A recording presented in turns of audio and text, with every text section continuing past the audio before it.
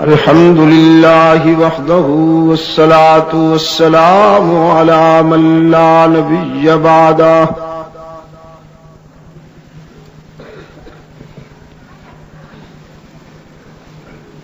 وعلى آله وأصحابه الذين أوفوا عهده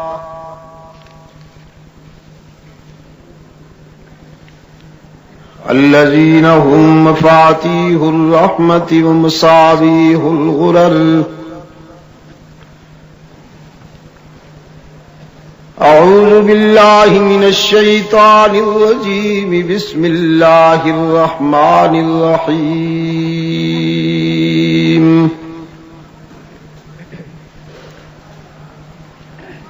سبحان الذي أسرى بعبده ليلا من المسجد الحرام إلى المسجد الأقصى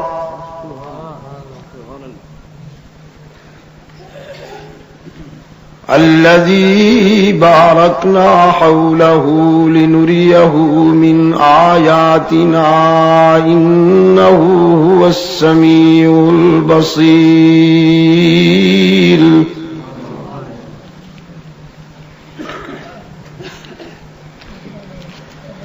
وقال الله تعالى في مقام آخر: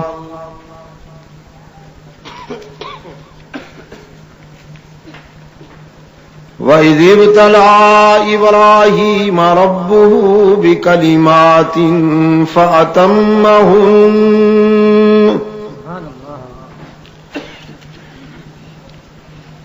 قَالَ إِنِّي جَاعِلُكَ لِلنَّاسِ إِمَامًا قال ومن ذريتي قال لا ينال عهد الظالمين.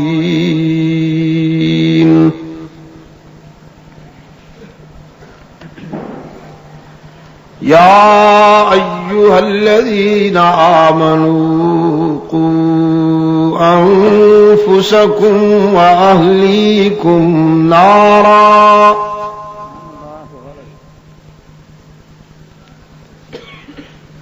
وقودها الناس والحجارة عليها ملائكة غلاظ شداد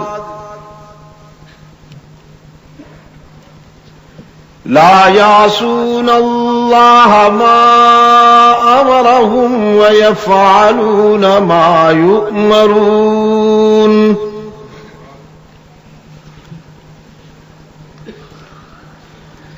يا أيها الذين كفروا لا تعتذروا اليوم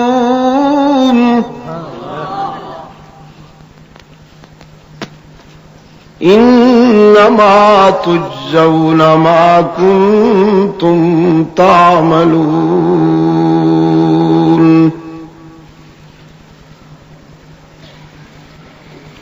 يا أيها الذين آمنوا توبوا إلى الله توبة نصوحا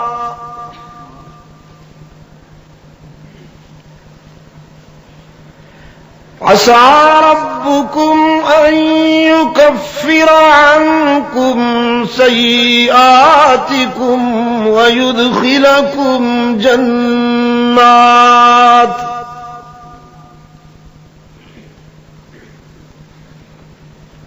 تجري من تحتها الأنهار يوم لا يخزي الله النبي والذين آمنوا معه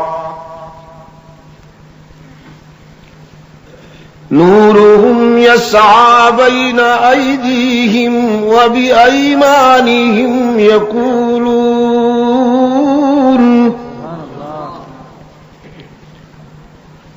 ربنا أتمم لنا نورنا واغفر لنا إنك على كل شيء قدير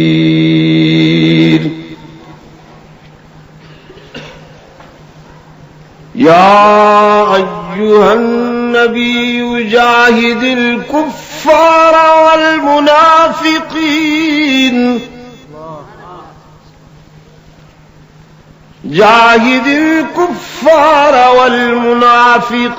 واغلظ عليهم ومأواهم جهنم وبئس المصير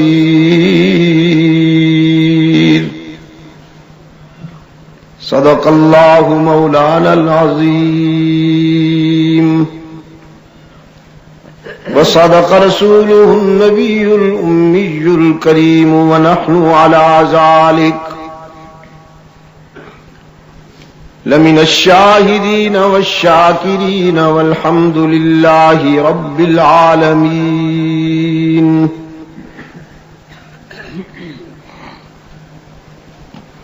صدر اجلاس ارباب علم و دانش، محترم بزرگوں اور عزیز دوستوں، آج 16 مارچ 1988 ہم یہاں پشاور میں انجمن تبلیغ قرآن و سنت کے زیر اہتمام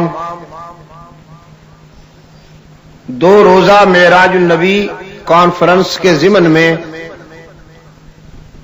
ہونے والے پہلے اجلاس میں دعوت و تبلیغ کی نسبت سے جمع ہیں۔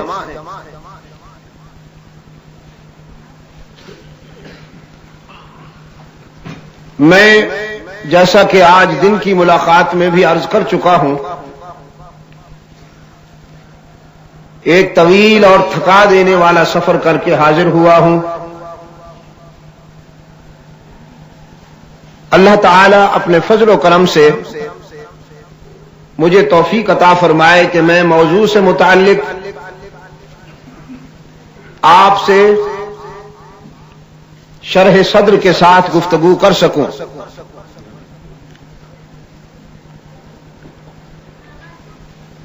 معراج حق تعالی کا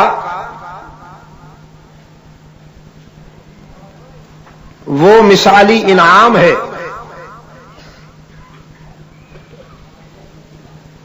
فرش زمین پر عرش بری کے آخری نمائندہ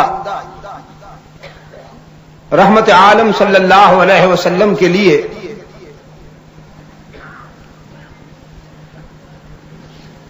کہ جس کی عظمت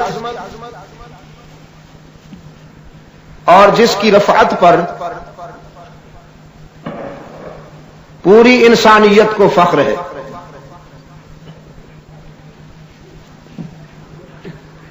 یہ دراصل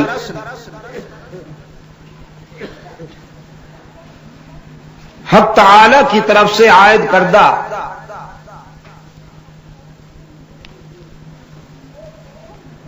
ذمہ داریوں کی تکمیل اور اپنے منصب کے ان سنجیدہ تقاضوں کے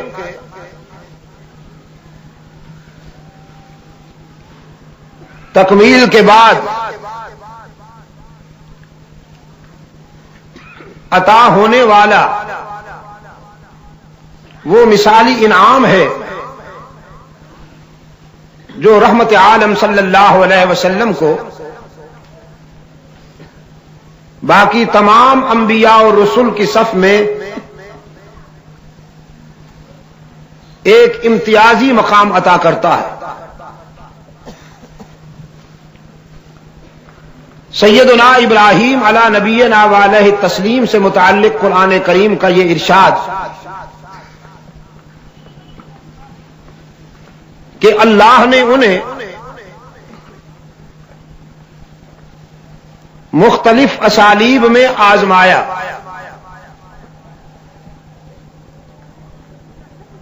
ابتلا ابراہیم ربہ بکلمات فاتمہن. مختلف اسالیب میں اللہ نے ابراہیم علیہ الصلوۃ والسلام کا امتحان لیا، جس میں وہ کامیاب اترے تو حق تعالی کی طرف سے انہیں منصب امامت عطا ہوا. قال انی جاعلک للناس اماما.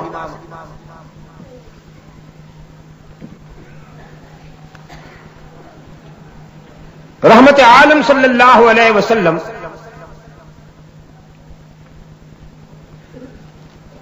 اسی سلسلہ رشد و ہدایت کا جلی عنوان ہے.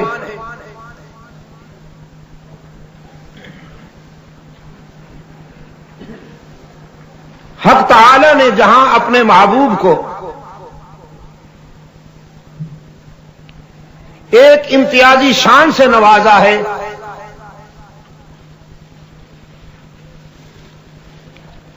جب آپ رحمت عالم صلی اللہ علیہ وسلم کے اسوہ حسنہ اور آپ کی حیات طیبہ کا مطالعہ کریں گے تو امتحان و آزمائش میں بھی رحمت عالم صلی اللہ علیہ وسلم ایک امتیازی مقام رکھتے.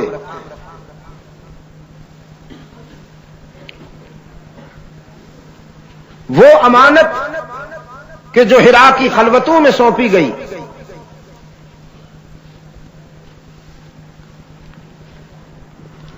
وہ علم جو ایک امی کے سینے میں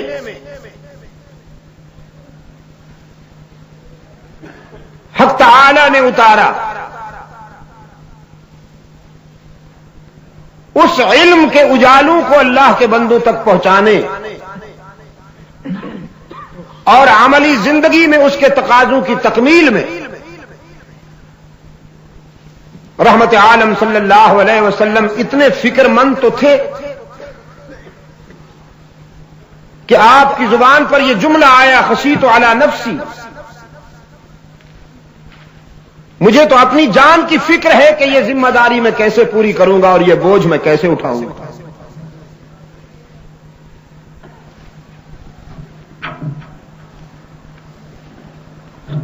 سرکار دو عالم صلی اللہ علیہ وسلم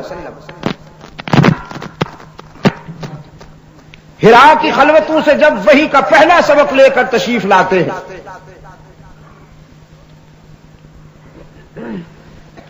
جب روح الامین دنیا انسانیت کے اس معلم کامل کو اللہ کا پیغام سناتے ہیں اور فرماتے ہیں اقرا، تو رحمت عالم صلی اللہ علیہ وسلم فرماتے ہیں ما انا بقارئ، میں تو کسی مکتب کا تعلیم یافتہ نہیں ہوں.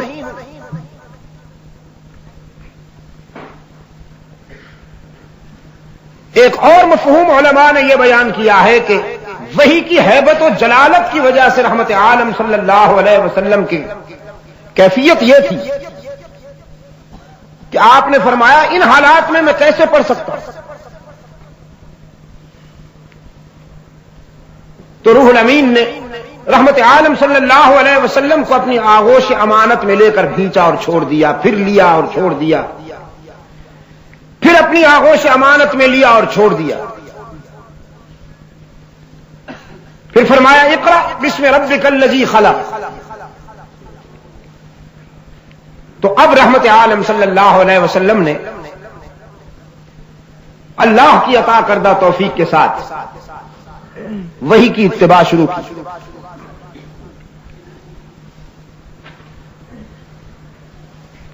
فرمایا اقرا بسم ربک الذی خلق خلق الانسان من علق اقرا وربک الاکرم الذی علم بالقلم علم الانسان ما لم يعلم.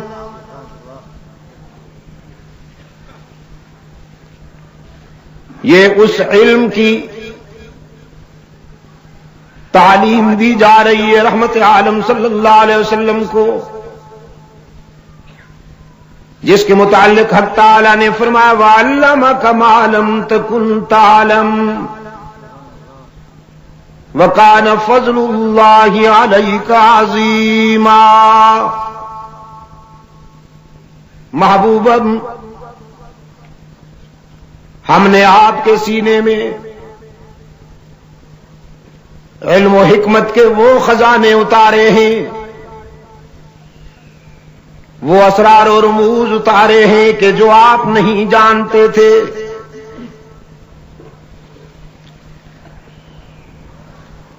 ایک اور مقام پہ فرمایا وَلَقَدْ أَوْحَيْنَا إِلَيْكَ رُوحًا مِّنْ أَمْرِنَا مَا كُنْتَ تَدْرِي مَا الْكِتَابُ وَلَا الْإِيمَانُ۔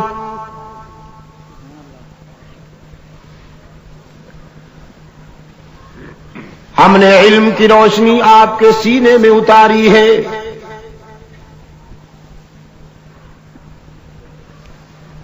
رحمت عالم صلی اللہ علیہ وسلم وحی کے ابتدائی اسباق میں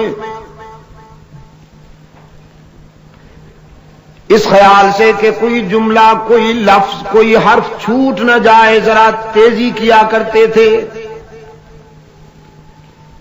استاد کامل کی طرف سے ہدایت آئی لا تحرک به لسانک لتعجل به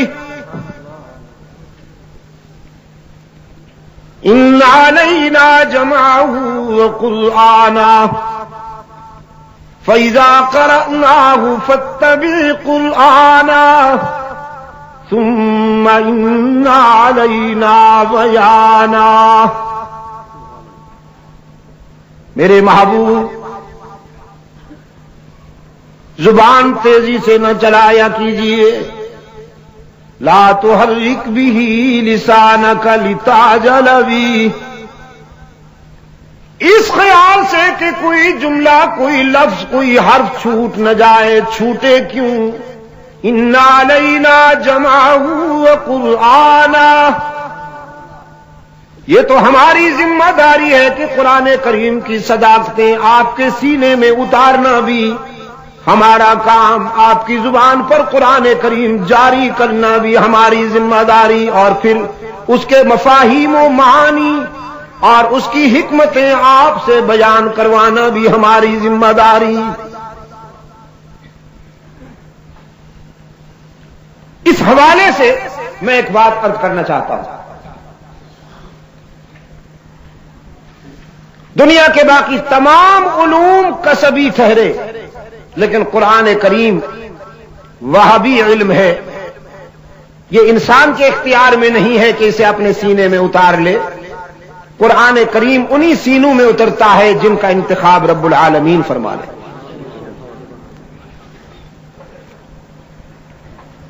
آپ محنت کیجئے، انجینئرنگ سیکھ لیں گے، انجینئر بن جائیں گے، فن تعمیر کا علم آپ کو آ جائے گا۔ محنت کیجئے، آپ طب میں کمال حاصل کر لیں گے، ڈاکٹر بن جائیں گے۔ سائنس اور ٹیکنالوجی کے دوسرے علوم میں آپ محنت کرتے چلے جائیے، وہ کسبی علم ہیں، ان میں آپ کمال حاصل کر لیں گے، لیکن قرآن کریم کے لیے سینوں کا انتخاب وہاں سے ہوتا ہے۔ یہ انہی سینوں میں چراغ روشن ہوتا ہے جنہیں اللہ پسند کر لے، اور اس کی قرأت سے وہی زبانیں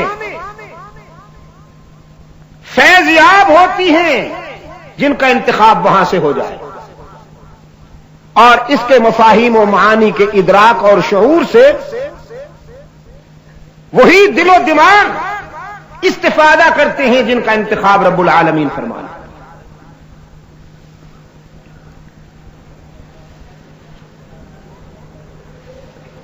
بڑے بڑے ذہین،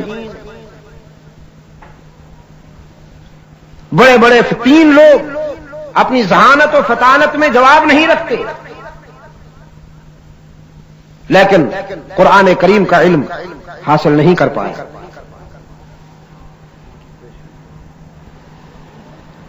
اور بعض چھوٹے چھوٹے بچے قرآن کریم کے حفاظ ہیں. بظاہر عقل حیرت زدہ ہو جاتی ہے کہ ان معصوموں کے ذہن میں قرآن کریم جیسا اتنا بڑا علم کیسے آ گیا، انہوں نے اس کو کیسے یاد کر لیا. لیکن چونکہ یہ اللہ کا کرم ہوتا ہے، جیسا کہ میں عرض کر چکا ہوں، جب وہ چاہے، جب وہ پسند کر لے تو پھر ناممکن بھی ممکن ہو جاتا ہے. سرکار دو عالم صلی اللہ علیہ وسلم اس امانت کے امین بن کر جب گھر تشریف لائے ہیں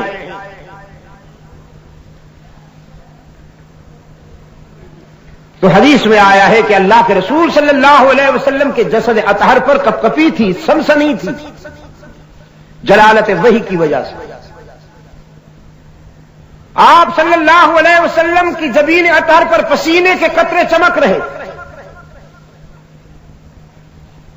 اور گھر میں قدم رکھتے ہی سیدہ خدیجہ الکبریٰ رضی اللہ تعالی عنہا سے فرمایا میرے اوپر چادر ڈال دو،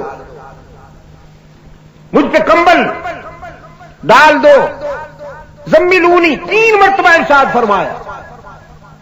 اور پھر یہ جملہ ارشاد ہوا خشیت علی نفسی، مجھے تو جان کی فکر ہے کہ امانت میں سنبھال سکوں گا، یہ بوجھ میں اٹھا سکوں گا. حضرت خدیجہ الکبریٰ رضی اللہ تعالی عنہا فرماتی ہیں اللہ کے محبوب آپ لاوارث نہیں ہیں، مجھے اس کی قسم ہے جس کے قبضے میں میری جان ہے کہ رب العالمین آپ کو کبھی نقصان نہیں پہنچنے دیں گے. آپ کے اخلاق کی وہ امتیازی خصوصیات بیان کی حضرت خدیجہ رضی اللہ تعالی عنہا نے، اور پھر رحمت عالم صلی اللہ علیہ وسلم کے موقف کی صداقت پر اپنے ایمان کا اعلان بھی کیا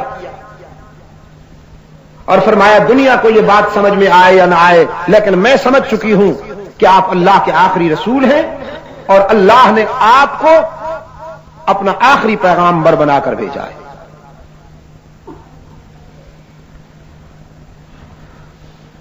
عورت کے مقدر میں اللہ نے بعض ایسی خوبیاں لکھی ہیں کہ مرد آج بھی رشک کرتا ہے ان پر.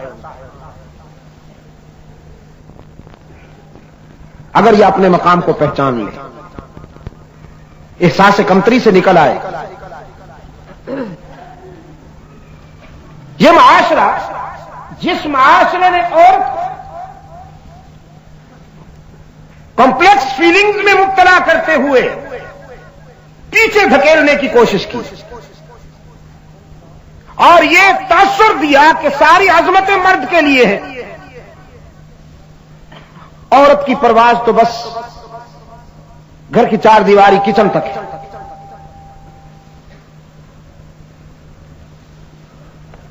میں پورے وثوق کے ساتھ یہ بات کہتا ہوں کہ یہ استحصالی سوچ ہے، اس کا اسلام سے کوئی تعلق نہیں. دینی سوچ یہ ہے کہ اسلامی معاشرے میں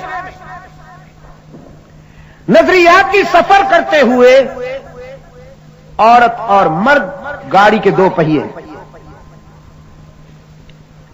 جب یہ دونوں ایک دوسرے سے تعاون کریں گے تو یہ گاڑی سلامتی کے ساتھ منزل تک پہنچے گی. اگر ایک پہیے کو ناکارہ کر دیا جائے گا تو یہ گاڑی سلامتی کے ساتھ نہیں چلے گی. اور یہ کہیں نہیں آیا قرآن و سنت کی تعلیمات میں کہ عظمتوں کا حقدار صرف مرد ہے. عورت کی فطرت میں ہی نہیں ہے کہ وہ عظمتیں حاصل کر سکے. عزیز دوستو، اسلام کی خوبیوں کو سمجھنے کے لیے سب سے پہلے فطرت نے عورت کے دل و دماغ کو منتخب کیا. پیغمبر کی زبان سے جب اسلام کی صداقت نشر ہوئی تو سب سے پہلے ایک عورت نے اس صداقت پر ایمان کی مہر لگائی، اپنی تائید کی مہر لگائی. وہ حضرت خدیجہ ہے رضی اللہ تعالی عنہ. بشرطے کہ میں پہلے عرض کر چکا ہوں عورت اپنے مقام کو سمجھ لے. اگر یہ اپنے مقام کو سمجھ لے تو پھر یہ ترقی کر کے خدیجہ بنتی ہے، عائشہ صدیقہ بنتی ہے، زینب کبریٰ بنتی ہے، رقیہ ام کلثوم اور فاطمہ زہرا بنتی ہے. اور جب یہ اپنے مقام سے گر جائے تو پھر ڈانسر بنتی ہے.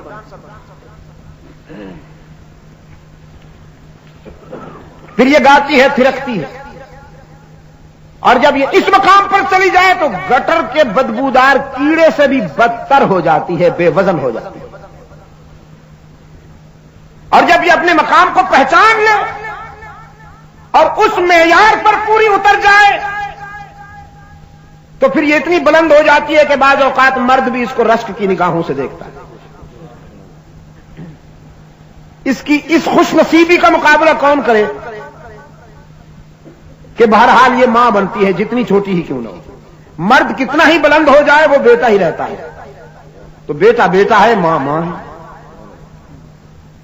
بیٹا چاہے کتنا ہی بلند مقام کیوں نہ حاصل کر لے، لیکن جب ماں کے سامنے آئے گا تو احترام میں اس کی نگاہیں جھکی ہوئی ہوں گی. وہ علم میں، فکر میں، عمل میں، وقار میں، سماجی زندگی میں، روحانی زندگی میں چاہے کتنا بلند و بالا کیوں نہ ہو جائے، لیکن ان پڑھ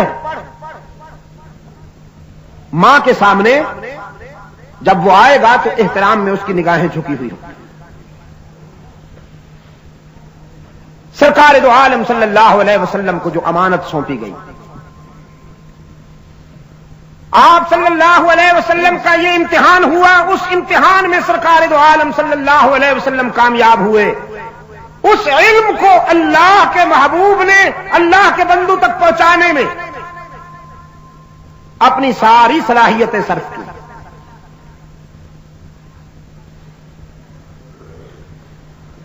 اسی منبع سے چراغ روشن ہوئے. کہیں علم صداقت کا دیپ روشن ہوا، کہیں علم عدالت کا چراغ روشن ہوا، کہیں علم سخاوت کی قندیل چمکی، کہیں علم زہد و ولایت کا چراغ روشن ہوا، کہیں تدبر و حکمت کے چراغ روشن ہوئے، کہیں تفقہ کے اجالے پھیلے. یہ اصحاب رسول جو ہیں یہ رحمت عالم صلی اللہ علیہ وسلم کے علم وحی سے جلائے ہوئے چراغ ہیں، جن پر پرتاؤ پڑتا ہے رحمت عالم صلی اللہ علیہ وسلم کے علم کا. یہی وجہ ہے کہ اللہ کے رسول صلی اللہ علیہ وسلم فرماتے ہیں انا مدینۃ العلم، میں علم کا وہ شہر ہوں یا میں علم کی وہ عمارت ہوں کہ ابو بکر بناؤہا، ابو بکر کی وفائیں اور اس کی صداقت اس کی بنیاد ہے. بنیاد اس لیے کہ مردوں میں سب سے پہلے اللہ کے رسول صلی اللہ علیہ وسلم کے موقف کی تائید کرنے والا ابو بکر صدیق ہے.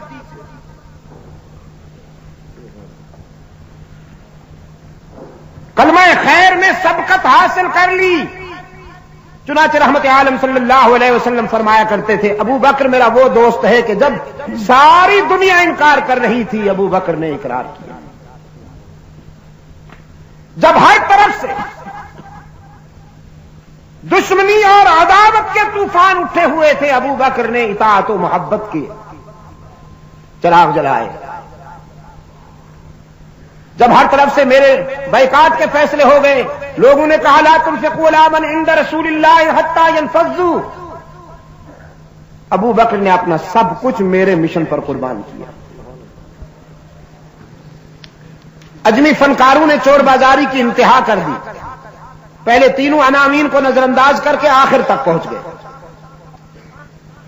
انا مدینۃ العلم والی بابو. اور ہمارے سنی حضرات بھی جب سے ترقی کر کے سن ہوئے انہوں نے بھی وہی یاد کر رکھا ہے. سنی حضرات جب سے ترقی کر کے سن ہوئے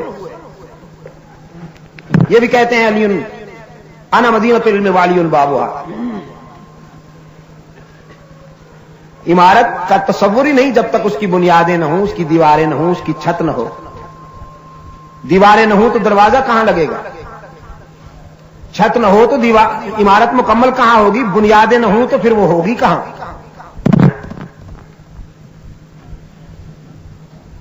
حرا کی خلوتوں میں اللہ نے اپنے محبوب کو جو امانت سونپی، اس امانت کو رحمت عالم صلی اللہ علیہ وسلم نے اللہ کے بندوں تک پہنچانے میں حق ادا کر دیا، اور ذاتی کردار میں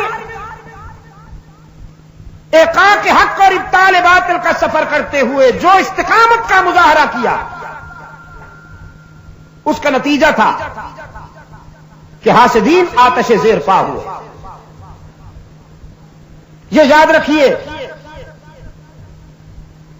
کام جتنا بلندیوں تک جائے گا، حسد کرنے والوں کی بے قراری بھی اسی نسبت سے بڑھتی جائے گی۔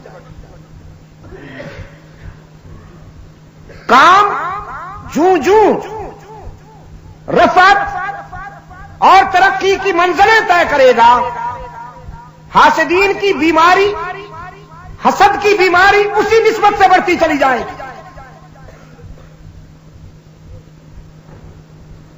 وہ حسد کے مارے انگلیاں چبا رہے تھے، انہوں نے بائیکاٹ کیا، شعب بنو ہاشم میں نظر بند کیا، رحمت عالم صلی اللہ علیہ وسلم پر آب و دانہ کی بندش کی، رحمت عالم صلی اللہ علیہ وسلم کے چاہنے والوں پر عرصہ حیات تنگ کیا، سمیہ کو دو ٹکڑے کر دیا، عمار و یاسر پر مظالم کی انتہا کر دی، خبیب کو انگاروں پہ بھون ڈالا، بلال کے سینے پہ پتھر رکھا گیا، اس پر وہ مظالم ڈھائے گئے کہ انسانیت آج بھی جب ان کا تصور کرتی ہے تو لرزہ برندام ہو جاتی ہے۔ آپ اندازہ کر سکتے ہیں کہ ان مظالم کے ہوتے ہوئے رحمت عالم صلی اللہ علیہ وسلم کے دل پہ کیا گزر رہی تھی۔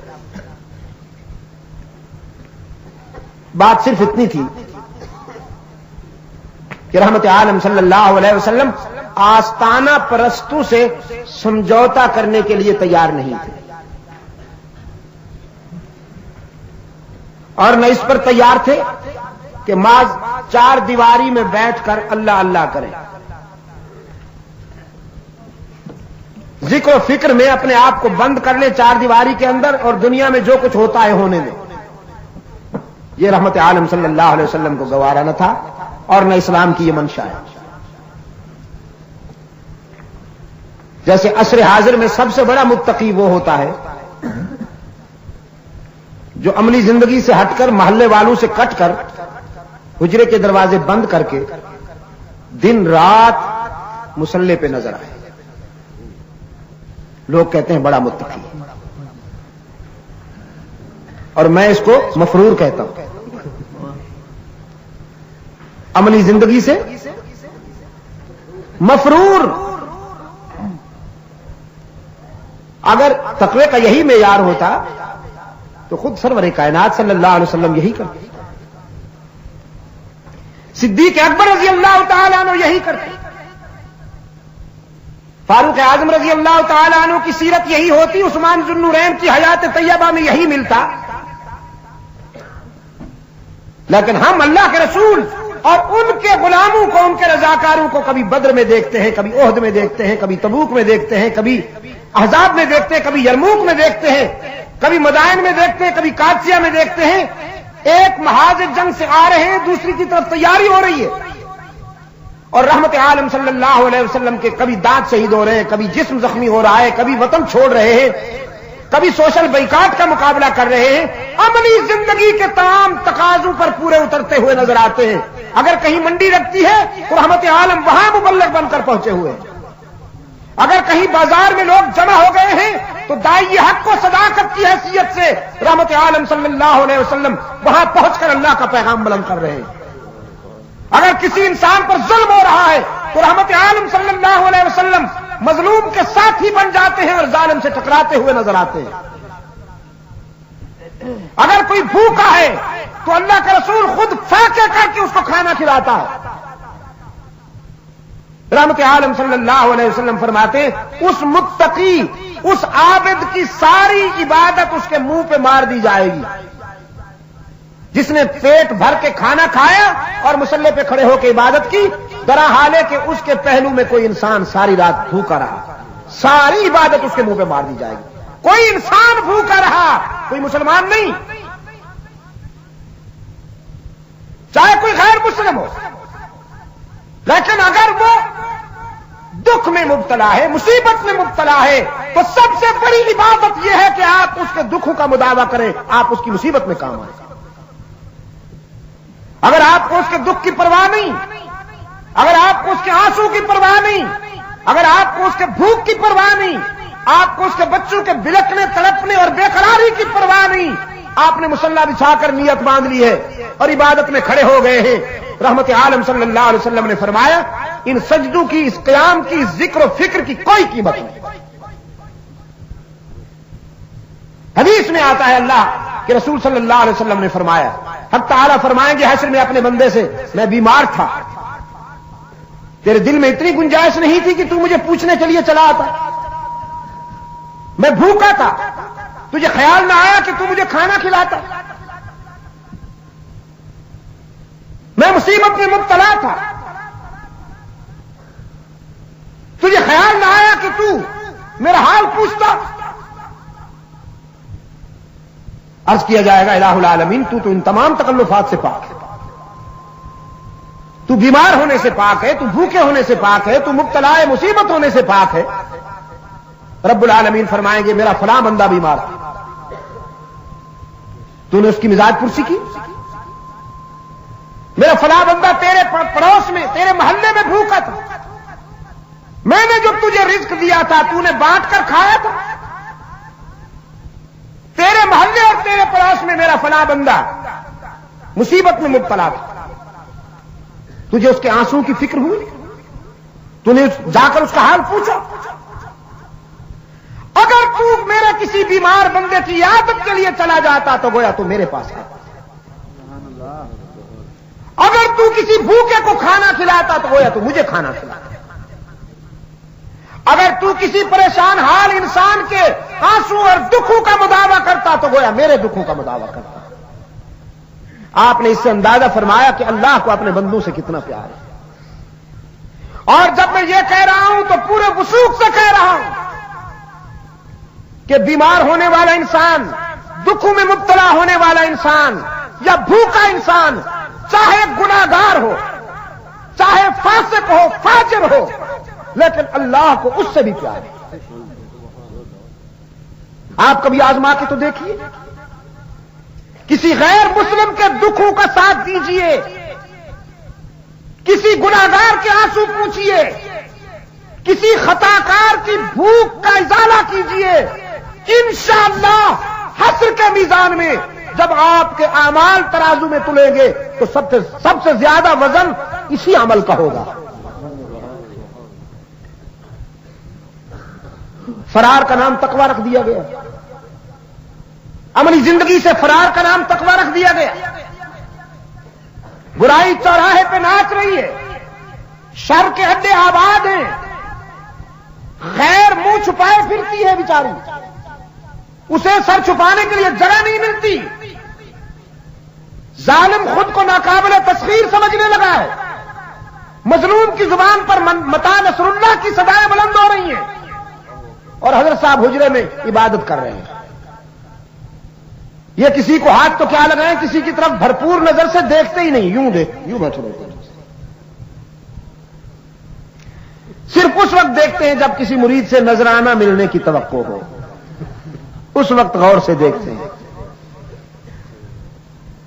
میں اسے طریقت اور روحانیت مان لوں؟ آپ کا کیا خیال ہے؟ میں اسے تقویٰ مان لوں؟ میں اسے ذکر مان لوں؟ قرآن کے نزدیک ذکر وہ ہے جب کوئی موسیٰ بن کر، مجاہد بن کر فرعون سے ٹکرانے جاتا ہے تو قرآن اس کو ذاکر کہتا ہے۔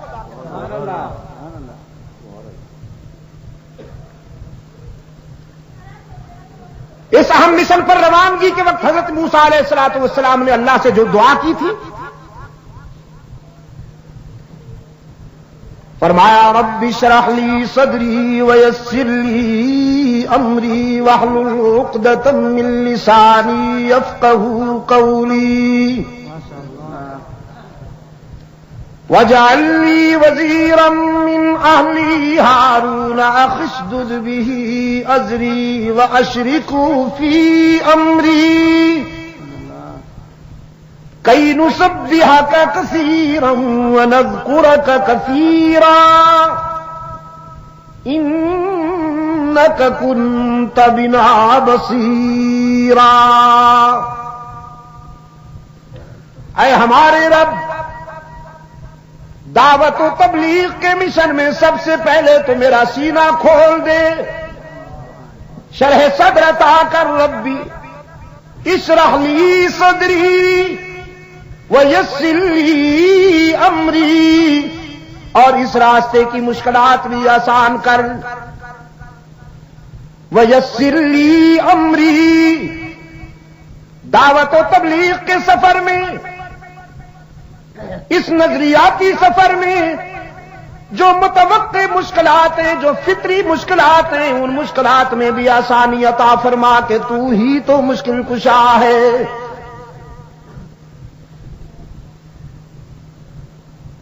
حضرت موسیٰ علیہ السلام مشکلات کی آسانی کے لیے کس سے دعا کر رہے ہیں؟ آپ کی مرضی،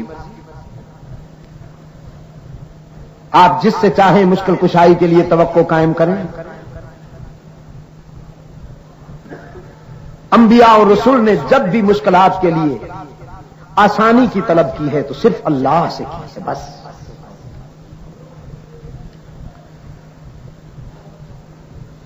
مگر یار لوگوں کی اللہ سے جب بن نہیں آئی تو پھر دائیں بائیں ادھر ادھر دیکھا۔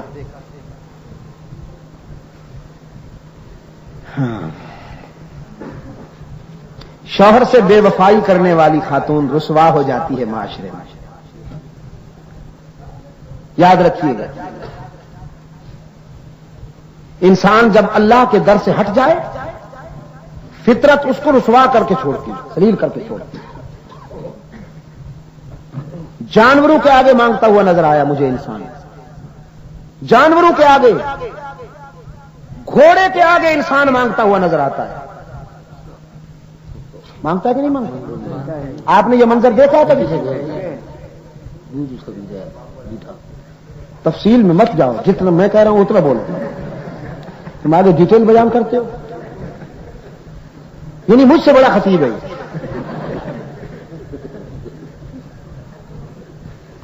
جانوروں سے مانگتے ہیں،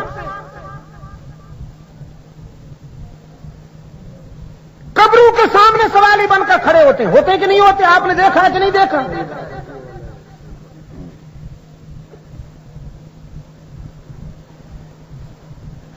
لا یملکون شیئا، قرآن کہتا ہے لا یملکون شیئا،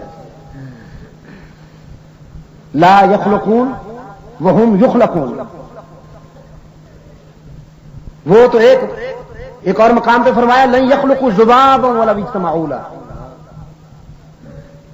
یہ جس سے مانگ رہا ہے وہ بیچارے مکھی بھی نہیں بنا سکتے۔ مکھی بنانا تو بڑی بات ہے، اگر ان کے دسترخوان سے مکھی کوئی شے چھوٹی سی چیز اٹھا کے چلی جائے تو وہ اس سے چھین بھی نہیں سکتے۔ وہ کوئی چیز بنانے کی پوزیشن میں نہیں، خود انہیں بنایا گیا ہے۔ لا یخلقون وہم یخلقون، وہ خود بنائے گئے ہیں، اور یہ ان سے مانگتا ہے۔ جب اللہ سے دور ہو جائے انسان، جب اس کے در سے ہٹ جائے تو فطرت اس طرح رسوا کرتی ہے۔ درختوں سے مانگتا ہے، درختوں سے۔ تبلیغی سفر میں کئی سال پہلے کی بات ہے، میری طبیعت خراب ہو گئی، بخار ہو گیا۔ میرا میزبان بڑا نفیس قسم کا جاہل تھا بیچارہ، میرا میزبان کہنے لگا شاہ صاحب یہ فلانا جو درخت ہے نا سامنے والا، وہ گھنا بڑا سا، آپ تھوڑی دیر جا کے اس کے تنے کو مہان کا کر لیجیے، یہ بخار ختم ہو جائے گا۔ فزین لهم الشیطان اعمالهم، شیطان جب اپنے مریدوں کو بھٹکاتا ہے، راہ راست سے ہٹاتا ہے، تو تو جس راستے پہ لگاتا ہے وہ راستہ ان کے لیے بڑا خوبصورت بنا دیتا ہے، انہیں وہ راستہ بہت اچھا لگتا ہے۔ کہنے لگا اس درخت سے جا کے معانقہ کر لیجئے، بخار ختم ہو جائے گا۔ میں نے کہا تم عجیب آدمی، نہ تم نے کسی طبیب کا نام لیا، نہ تم نے کسی حکیم کا نام لیا، نہ کوئی دوائی بتائی، بتایا بھی تو ایک درخت کے اس کے تنے سے جا کے میں معانقہ کر لوں جس کے ساتھ خود گدھا بندھا ہوا ہے۔ گدھا بندھا ہوا تھا اس کا۔ میں نے کہا جب گدھا بندھا ہوا ہے تو گدھے کی خصوصیات ہیں، اس کی لید ہے وغیرہ، وہ سب اس کو پڑتی ہوگی، وہ تو اپنے اوپر سے لید صاف نہیں کر سکتا تو میرا بخار کیا ختم کرے گا؟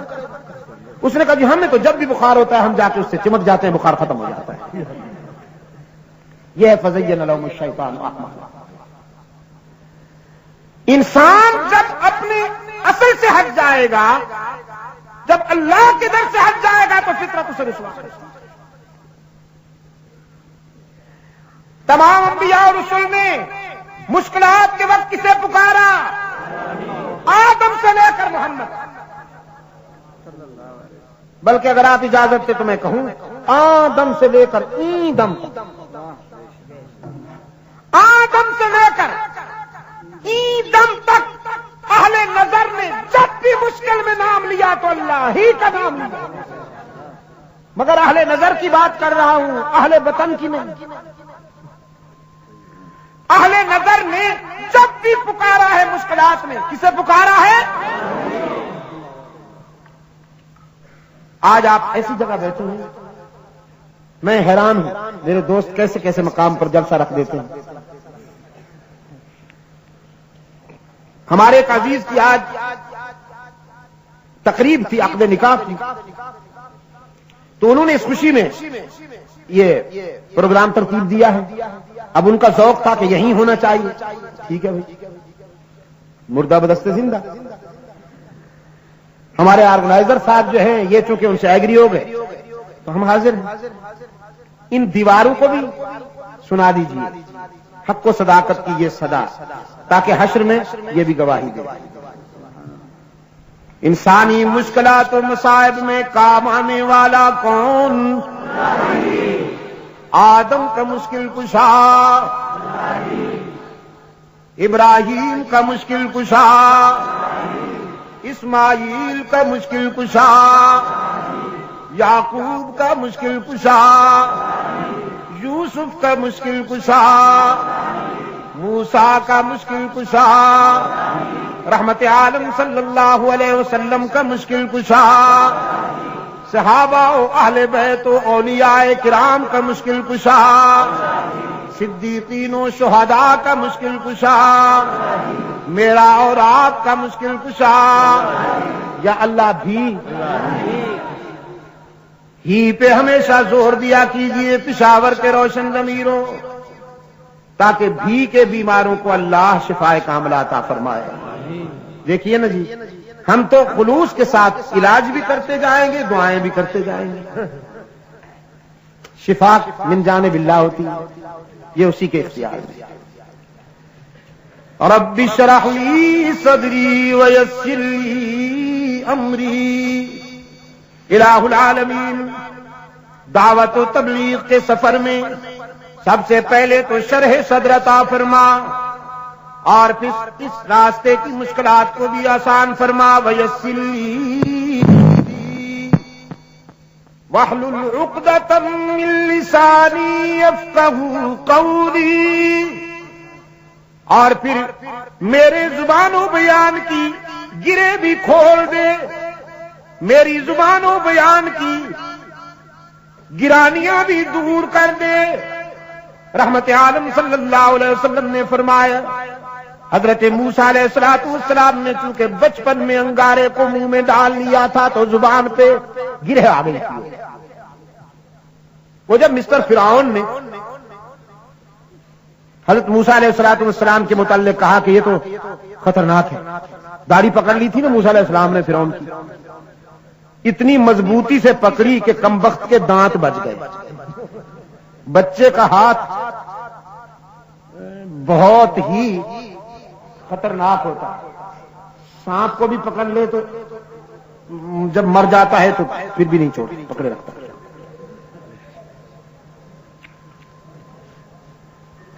پھر ہاتھ ہوں موسیٰ کے اور داڑھی ہو پکڑ لی, دانت بج گئے, کمبخت کے آنسو نکل پڑے, بھنا گئے, کہنے لگا یہ کیا؟ دشمن کی گود میں سویا ہوا ہے کلیم اللہ, اور اپنی آنے والی زندگی کی ابتدا کر دی. اسے شبہ ہوا, ڈاؤٹ ہوا نہیں, تو دوست بھی ساتھ بٹھا دیا رب العالمین نے. حضرت آسیہ کہنے لگی بدبخت تیری تو مت ماری گئی, بچہ ہے اسے تو پھول اور انگارے میں فرق نہیں معلوم, تو اتنی دور کی سوچنے لگا, یہ تو بچہ ہے, یہ تو پھول اور انگارے میں امتیاز نہیں کر سکتا. فرعون نے کہا پھر میں پہلے آزماؤں گا, پھر حسن ظن قائم کروں گا. لے آؤ, پھول بھی منگوا لیا, انگارہ بھی منگوا لیا, دونوں حضرت موسیٰ علیہ السلام کے سامنے پیش کی. رب العالمین نے فرمایا کلیم انگارے ہی کو پکڑ لو. خیریت اسی میں, صرف انگارے کو پکڑ نہیں لیا, اٹھا کے منہ میں بھی ڈال لیا, تو اس سے زبان پر وہ آ گیا تھا, خود آ گیا, لکنت پیدا ہو گئی. اس کے لیے الہ العالمین سے دعا مانگی, واحلل عقدۃ من لسانی یفقہوا قولی, میری زبان و بیان کی گرانیاں بھی دور کر. وجعل لی وزیرا من اہلی ہارون اخی اشدد به ازری واشرکوا فی امری. الہ العالمین میرے بھائی ہارون کو بھی میرا وزیر بنا دے, میرا ہم سفر بنا دے. کئی نسبحک کثیرا ونذکرک کثیرا انک کنت بنا بصیرا, تاکہ ہم جہاد کے مرحلے طے کرتے ہوئے تیری تسبیح اور تیرے ذکر کا حق ادا کر سکیں. فرعونیت سے ٹکرانا ہی ذکر ہے, جہاد کے تقاضوں پہ پورا اترنا ہی تسبیح ہے. اور عجمی فنکار کہتا ہے نہیں, جہاد کرنے والے تو گستاخ ہیں, فرعون سے ٹکرانے والے تو گستاخ ہیں. شاہ اسماعیل شہید جیسے لوگ تسبیح اٹھا لو, قالینیں بچھا لو, اے سی لگا لو, کمرے بند کر لو, مریدوں کو بلا لو اور بس تعویذ لکھتے جاؤ, مال اکٹھا کرتے جاؤ. اس کو کہتے ہیں تسبیح, اس کو کہتے ہیں ذکر. یہی تو متقی لوگوں کا شیوا ہے. قوالی وغیرہ یہ تو پھر آپ کی تفصیل پہ تلے بیٹھے, یہ مفرور لوگ ہیں بابو, عملی زندگی سے مفرور. رحمت عالم صلی اللہ علیہ وسلم نے اللہ کی عطا کردہ امانت کو سنبھالا اور اس کی لاج رکھی, صدمے اٹھائے, مصائب کا سامنا کیا, دانت شہید کروائے, ساتھیوں کی جانیں قربان کی, ان کو زخمی تڑپتا دیکھا اور صبر کیا, وطن چھوڑ دیا, مصائب برداشت کیے, لیکن اللہ کی عطا کردہ امانت میں خیانت نہ ہونے دی. توحید کا پرچم اونچا رکھا, توحید کا پرچم, کیونکہ مشن ہی یہی تھا. وَإِنَّكَ لَتَهْدِي إِلَىٰ صِرَاطٍ مُسْتَقِيمٍ. میرے محبوب, ہم نے آپ کو مشن ہی یہی سونپا ہے کہ آپ صراط مستقیم کی رہنمائی کریں. سرکار دو عالم صلی اللہ علیہ وسلم نے اللہ کی سونپی ہوئی امانت کی لاج رکھی, وفا بھی حد کر دی. رب العالمین نے بھی وہ جزا عطا کی ہے کہ اس آسمان کے نیچے اور زمین کے اوپر کسی اور کو وہ مقام نہیں ملا جو رحمت عالم صلی اللہ علیہ وسلم کو عطا ہوا. حاسدین نے چاہا مٹا دیں، حاسدین نے سازشیں کی، مٹانا چاہا، الزامات عائد کیے، مختلف انداز میں زد پہنچانی چاہیے۔ ایک مرتبہ منصوبہ بنا کر آئے، پروگرام بنا کر آئے، ایسے سوالات کیے جائیں ان سے کہ جواب نہ بن پائے۔ حاسد بڑا بد نصیب ہوتا ہے کم۔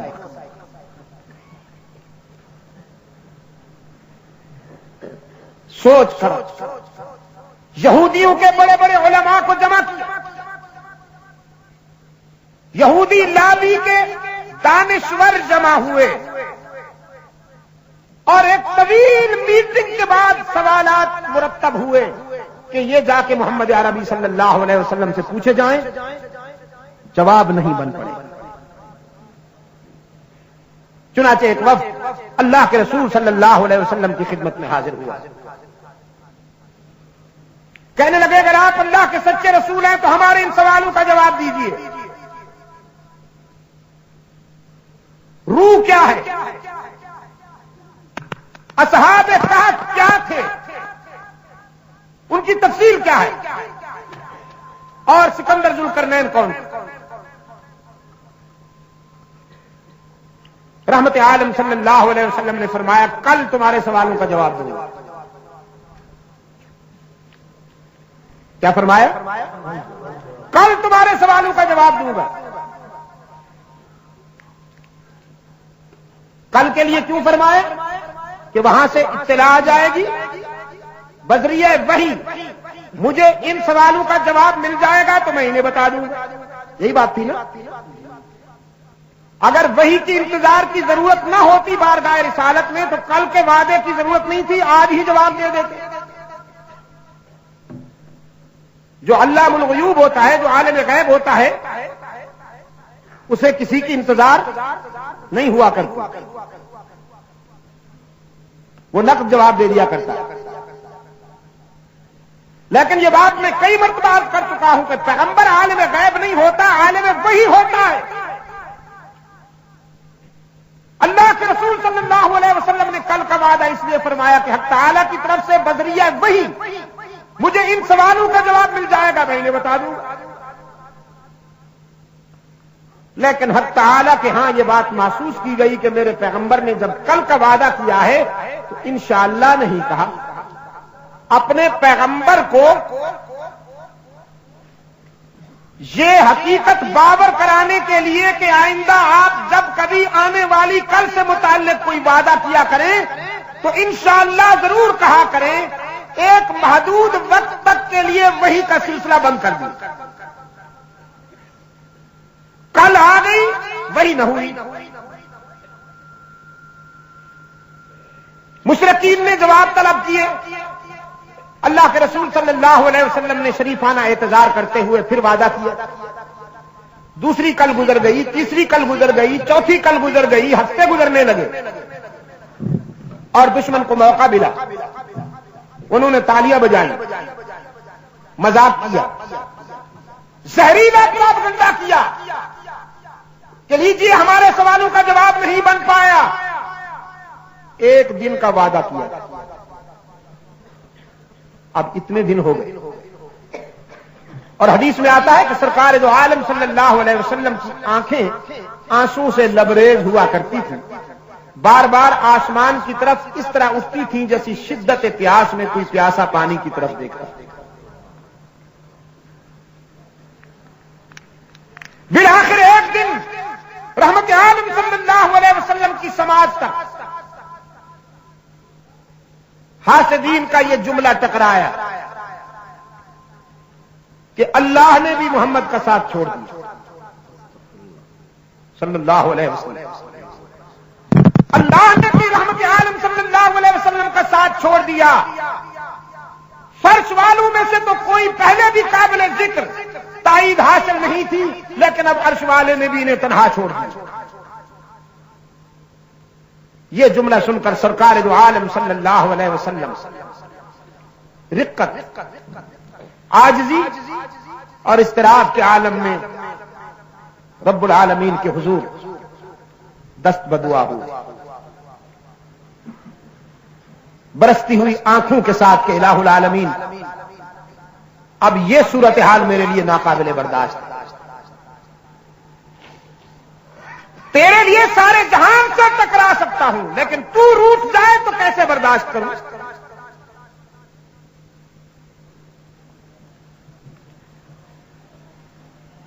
رب العالمین کی طرف سے تسلی آئی،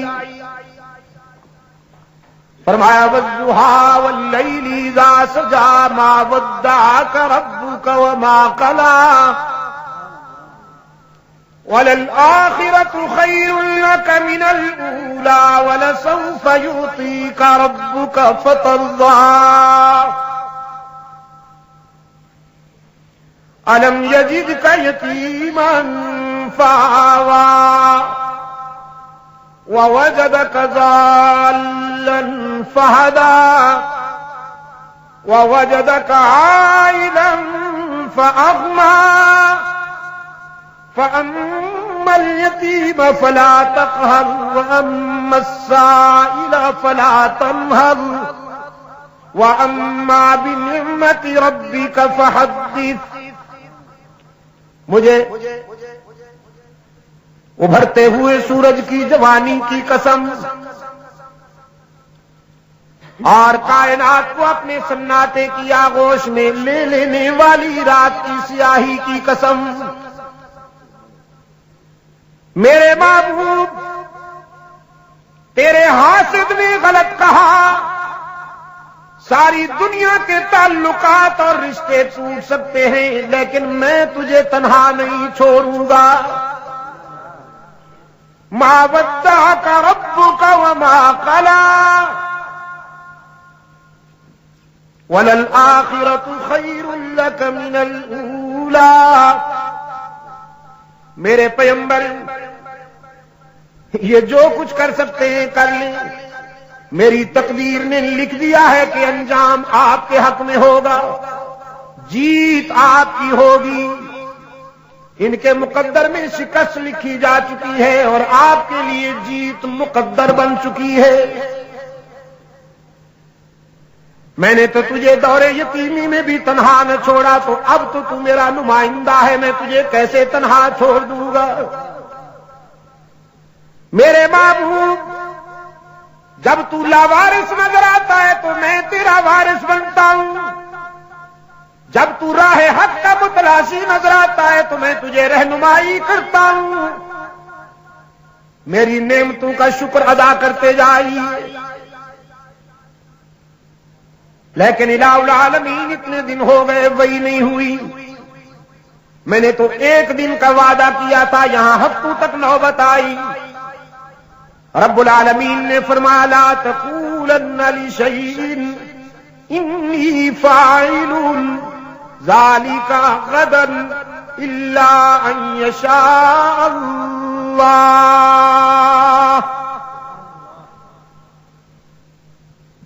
کتنے پیار سے آنسو پوچھے ہیں اپنے محبوب کے۔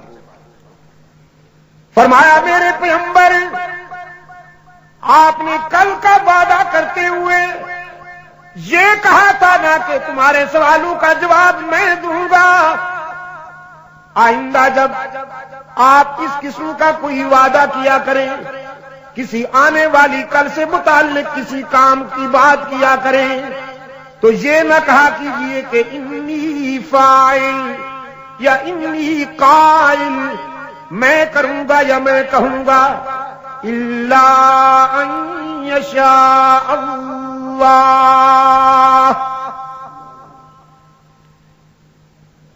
آنے والی کل سے متعلق جب بھی کوئی وعدہ کیا کرے تو انشاءاللہ ضرور کہا کیا کیجیے، اس لیے کہ آنے والی کل میں کیا ہونے والا ہے فرش والوں میں سے کوئی نہیں جانتا، عرش والا ہی جانتا ہے۔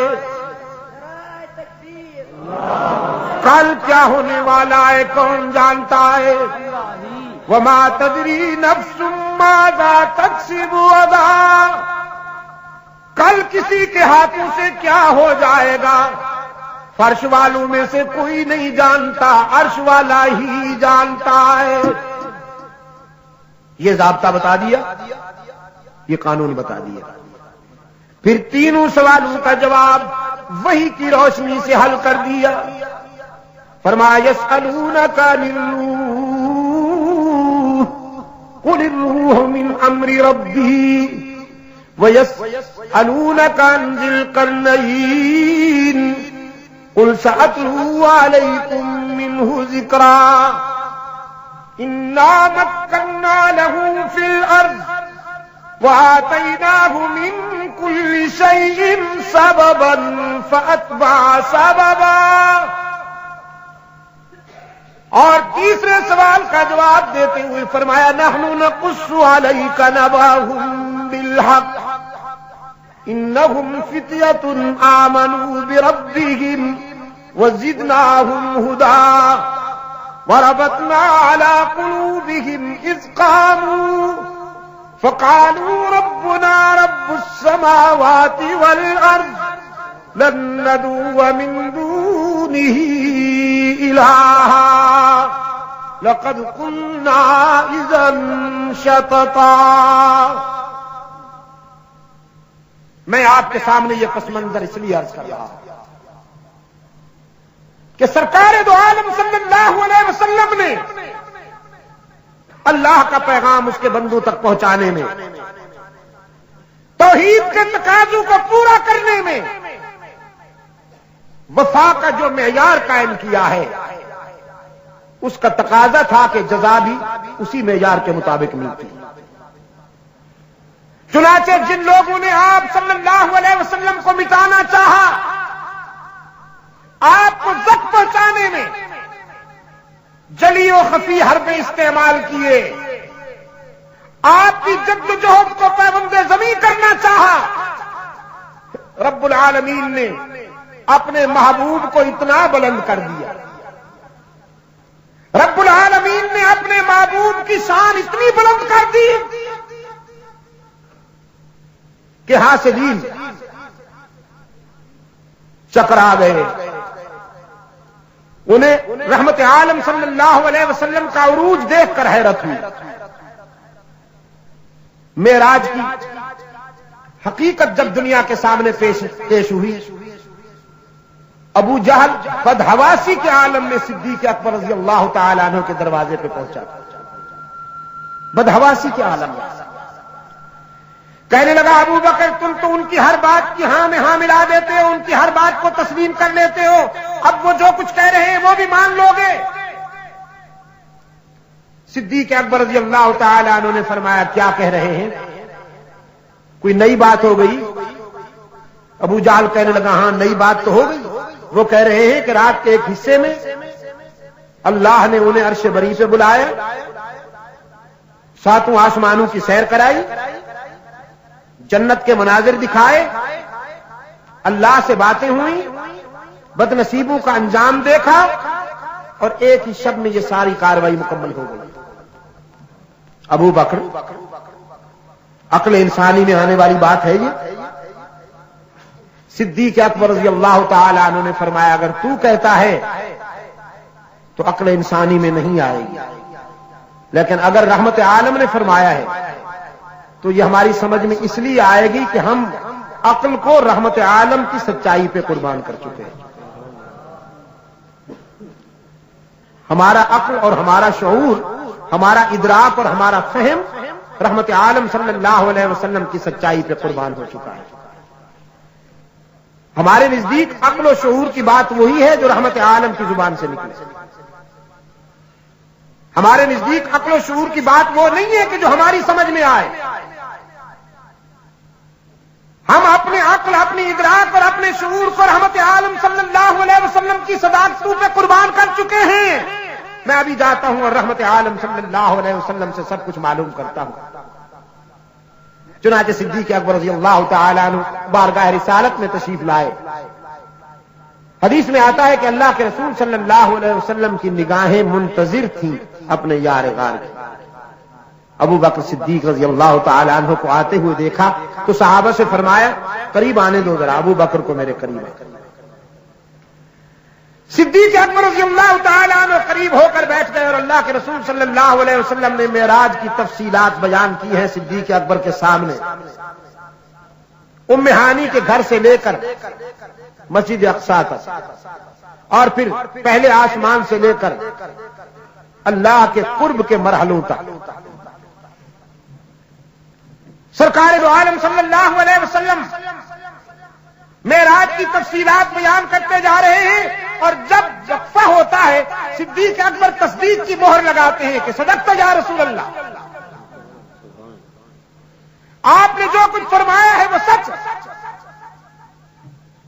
آپ صلی اللہ علیہ وسلم کے ہر ارشاد پر صدیق اکبر نے تائید و تصدیق کی مہر لگائی. اور جب بات ختم ہوئی صدیق اکبر رضی اللہ تعالیٰ عنہ کے ضمیر کے گہرائیوں سے عشق بولا، تیری معراج کے تو لوح و قلم تک پہنچا اور میری معراج کے میں تیرے قدم تک پہنچا.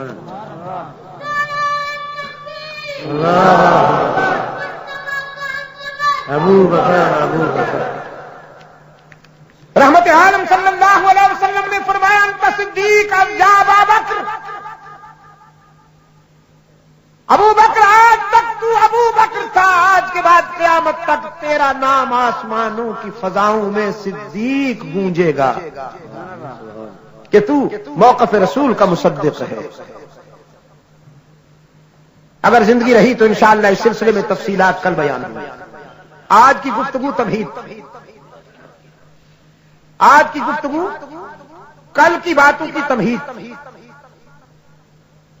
رحمت عالم صلی اللہ علیہ وسلم نے اللہ کی امانت کو سنبھالا، وفا کی انتہا کر دی اور حق تعالی نے جزا دیتے ہوئے اپنے محبوب کو عرش برید میں بلایا. اگر زندگی رہی تو کل سبحان الذی اسری بعبدہ سے بات شروع کروں گا انشاءاللہ. ایک صاحب کا یہ رکا میرے ہاتھ میں ہے، انہوں نے پوچھا ہے کہ یہ 11ویں اسلام کا کون سا رکن؟ تو بھائی اسلام کا یہ رکن نہیں ہے، یہ دوستوں کی معدے کی تکمیل کی بات ہے. وہ اپنے معدے کی ضروریات کے لیے لوگوں کا استحصال کر رہے ہیں تو کھانے پینے دیجئے انہیں بیچاروں کو. آپ مولوی کو اور کہیں سے کچھ نہیں ملتا تو پھر وہ بیچارہ یہی حربے استعمال کرتا ہے. پولیس والے رشوت لیتے ہیں، مولوی 11ویں کھاتا ہے.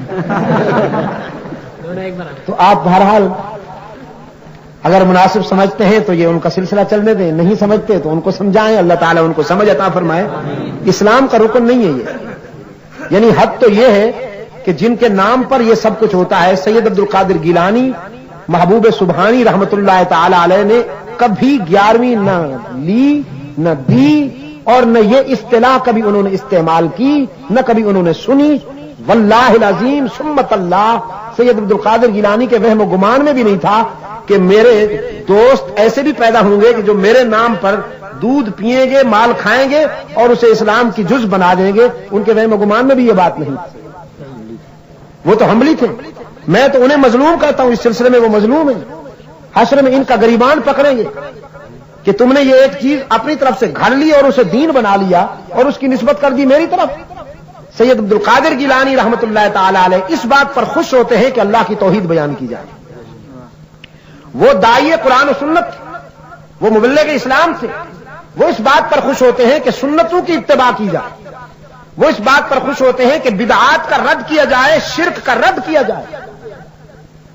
اور یہ آثار قیامت ہے کہ یار لوگ بدعات کو دین بناتے ہیں اور اس کی نسبت کرتے ہیں سید عبد القادر گیلانی کی طرف، تو وہ تو مظلوم ہے، عظیم بھی ہے اور مظلوم بھی ہے.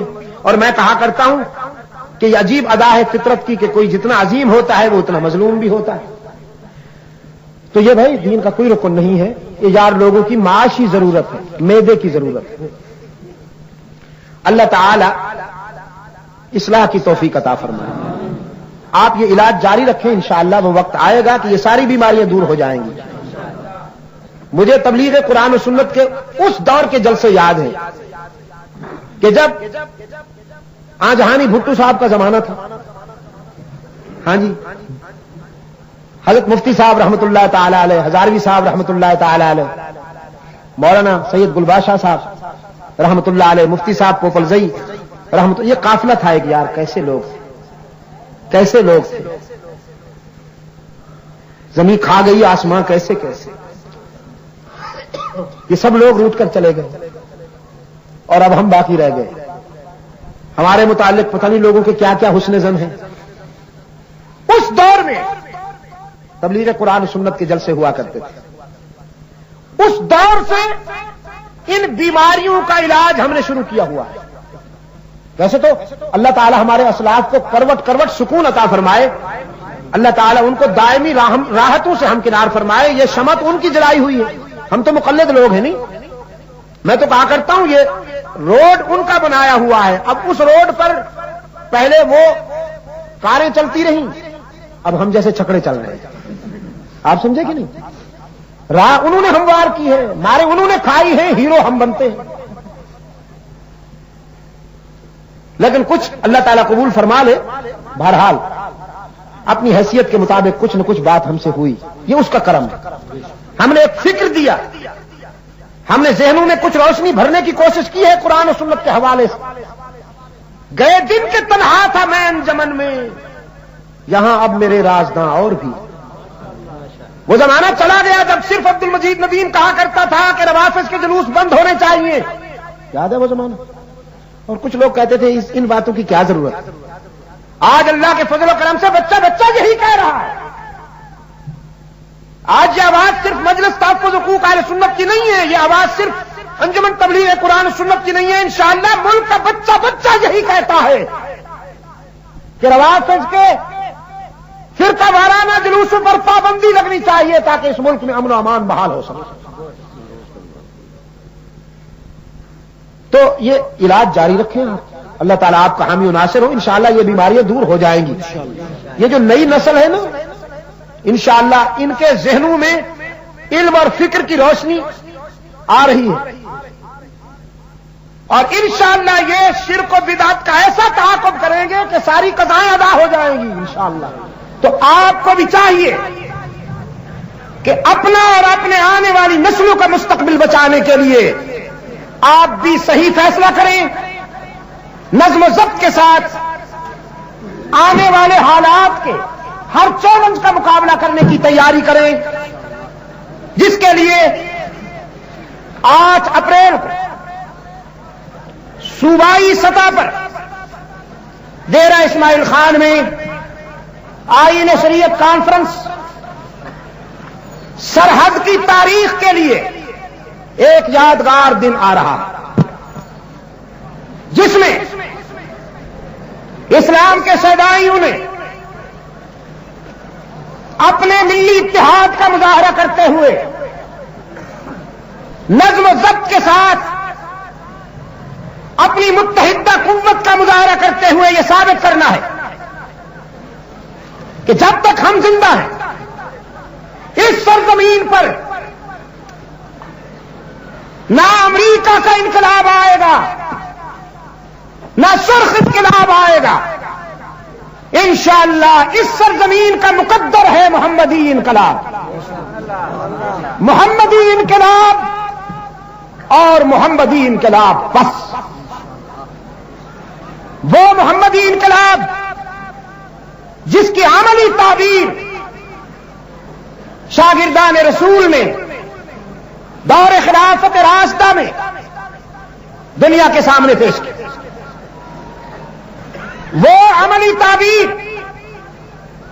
ملت اسلامیہ کے ہاں متنازع نہیں ہے، متفق ہے. جو لوگ اس دور کو متنازع ثابت کرنے کی کوشش کر رہے ہیں انشاءاللہ وہ خود متنازع ہو کر حرف غلط کی طرح مٹ جائیں گے. لیکن دور خلافت راشدہ میں ہونے والے ملی اور قومی اقدامات کو متنازع ثابت نہیں ہونے دیا جائے گا. اسی دور کی روشنی میں اس سرزمین پر انشاءاللہ ایک ایسا منصفانہ معاشرہ قائم ہوگا کہ جسے دیکھ کر پوری دنیا رشک کرے گی. 8 اپریل کا اجتماع آپ کے لیے نظریاتی اعتبار سے بہت بڑا چیلنج ہے،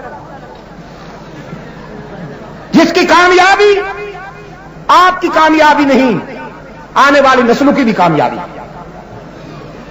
میں یہ بات آپ کو بتا دینا چاہتا ہوں یہ دور اجتماعیت کا دور ہے. اگر آپ نے اپنی جدوجہد میں اجتماعیت اور مرکزیت کا مظاہرہ کیا تو انشاءاللہ اسلام کے دشمن عناصر مایوس ہو جائیں گے. اس کے لیے آپ ابھی سے تیاری کیجیے. آپ میں سے ہر فرد جو میری گفتگو سن رہا ہے مبلغ بن کر جائے. جہاں تک آپ کی اپروچ ہے, جہاں تک آپ کی آواز پہنچ سکتی, حلقہ احباب کو آپ تیار کریں اور 8 اپریل کو پشاور سے جانے والا بسوں کا قافلہ مغربی سامراج اور سرخ سامراج کے لیے موت کا پیغام بن کر نکلے. نظم و ضبط کے ساتھ ملی حمیت کا مظاہرہ کرتے ہوئے پورے وقار اور پورے شکوہ کے ساتھ آپ جن راستوں سے گزرے وہ راستے آپ کے اس شکوہ کو اور آپ کے اس وقار کو ایک عرصہ تک نہ بھلا سکیں. لیکن اس کے لیے آپ کو ابھی سے تیاری کرنا ہوگی. میں نہیں سمجھتا کہ آپ میں سے کوئی فرد اس تاریخ ساز اجتماع میں شرکت نہ کر سکے. میں یہ نہیں سمجھ سکتا. لیکن میں تو یہ کہہ رہا ہوں کہ آپ نے اور اتنے دوست تیار کرنے اور لوگوں کو ترغیب دینا ہے کہ کم از کم آپ ایک فرد 100 افراد کو ترغیب دے اور اس اجتماع میں شرکت کے لیے تیار کریں. 8 اپریل کا اجتماع ہماری ملی اور قومی اجتماعیت کا مظاہرہ ہوگا جس میں ہم اپنے عزائم کی تجدید کرتے ہوئے مستقبل کے لائے عمل کے لیے کندھے سے کندھا ملا کر آگے بڑھنے کا فیصلہ کریں گے انشاءاللہ. اور پھر اس سیلاب کو دنیا کی کوئی قوت نہیں روک سکے. انشاءاللہ آپ دیکھیں گے آئندہ انتخابات میں میں یہ آپ کو خوشخبری سنا رہا ہوں, میں زندہ رہوں یا نہیں, لیکن دنیا میں میں بھی بہت دور دور تک گیا. مجھے ہر وقت انسانوں کو پڑھنے کا اتفاق ہوتا ہے. پشاور کے در و دیوار سے اس وقت جو حقیقت ٹپک رہی ہے, میں نے اس شہر کے نفسیات کا جائزہ لے کر جو تاثر قائم کیا ہے, میرا امپریشن یہ ہے, میرا تاثر یہ ہے کہ انشاءاللہ آئندہ انتخابات اس شہر میں جو نتیجہ سامنے لائیں گے وہ محمد عربی کے غلاموں کی کامیابی کا نتیجہ ہوگا. نعرہ تکبیر, جمعیت علماء اسلام. یہ وقت ثابت کرے گا انشاءاللہ. ہم کوئی برادری نہیں جانتے. ہم مفادات, ذاتی مفادات, لالچ یا روپے پیسے پر بکنے والوں کو میں ان کے لیے کیا کروں؟ نرم سے نرم الفاظ اتنے کہہ سکتا ہوں کہ ہم انہیں پسند نہیں کرتے. ہم انہیں پسند نہیں کرتے. ہم نے ان کے وعدے بھی دیکھ لیے, ان کی قسمیں بھی سن لی. ایک مرتبہ نہیں, متعدد بار انہیں آزما بھی لیا. اب انشاءاللہ ہم رحمت عالم صلی اللہ علیہ وسلم کے دین کے شہدائیوں کو آزمائیں گے. اللہ آپ کا حامی و ناصر ہو اور ملی سفر میں ہر قدم پر حق تعالی آپ کی تائید فرمائیں اور اپنی حمایت سے مالا مال فرمائیں. میں بہت شکر گزار ہوں, آپ نے میری گفتگو کو سماعت فرمایا. اسی پر اکتفا کرتا ہوں. اگر زندگی رہی تو انشاءاللہ رات کو گنج گیٹ جی بعد عشاء انشاءاللہ گنج گیٹ میں گفتگو ہوگی. بسم اللہ الرحمن الرحیم اللهم صل على سيدنا محمد النبي الأمي وعلى آله وأصحابه وبارك وسلم ربنا آتنا في الدنيا حسنة وفي الآخرة حسنة وقنا عذاب النار. اے اللہ عالم اسلام کی مدد فرما، مسلمان جہاں کہیں مظلوم ہیں ان کی دستگیری فرما. اے اللہ فلسطین کے مسلمانوں کی مدد فرما.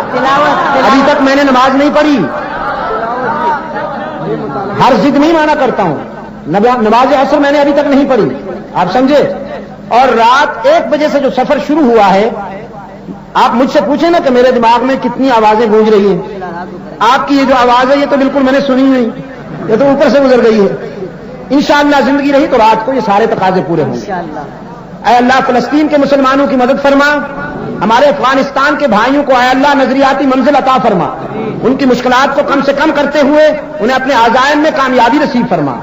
پاکستان کو قرآن و سنت پر مبنی آئین دور خلافت راشدہ سے نسبت رکھنے والا عادلانہ طرز زندگی عطا فرما.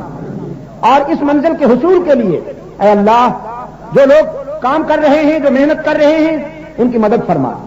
ہم سب کو نظریاتی سفر میں اتحاد و اتفاق کی دولت سے مالا مال فرما. انجمن تبلیغ قرآن و سنت کو اللہ تعالی مزید توفیق عطا فرمائے کہ وہ قرآن و سنت کے علوم و افکار کو پھیلانے کے سلسلے میں، قرآن و سنت کے افکار کی اشاعت کے سلسلے میں سال ہا سال سے جو کام کرتے چلے آ رہے ہیں، اللہ تعالی مزید توفیق عطا فرمائے اور قبول فرمائے.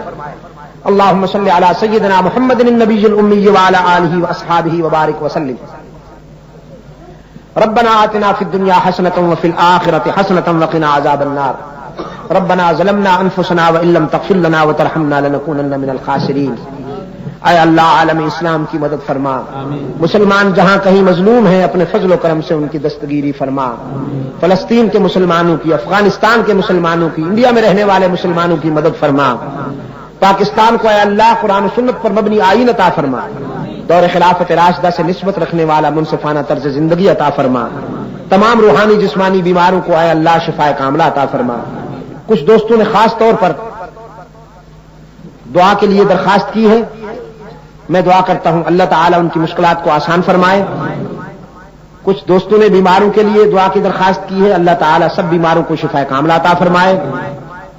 ایک صاحب کا یہ رکا میرے ہاتھ میں ہے، انہوں نے پوچھا ہے کہ یہ 11ویں اسلام کا کون سا رکن ہے؟ تو بھائی اسلام کا یہ رکن نہیں ہے، یہ دوستوں کی معدے کی تکمیل کی بات ہے. وہ اپنے معدے کی ضروریات کے لیے